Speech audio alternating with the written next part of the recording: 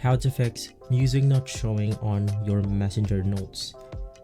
Now, if this is happening to you, one of the fastest way on how to solve this is by heading over to the App Store or Google Play Store right here.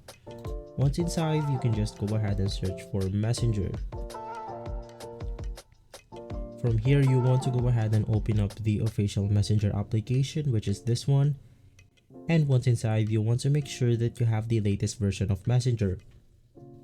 Since this is the newest feature on Messenger, we want to make sure that we have the latest version right here.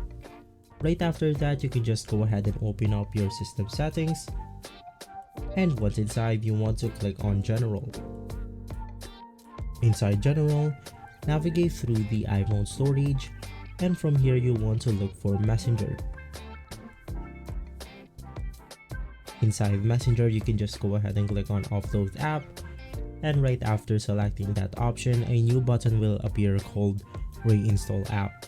Just go ahead and click on it, and it will force the application to update itself to the newest version. If the problem is still not fixed, it might be because your country is not yet eligible or not yet available for the newest update of Messenger, which has the music on the notes itself. And so, if this video has been helpful for you, please consider by liking and subscribing. I'll see you again next time. Thank you.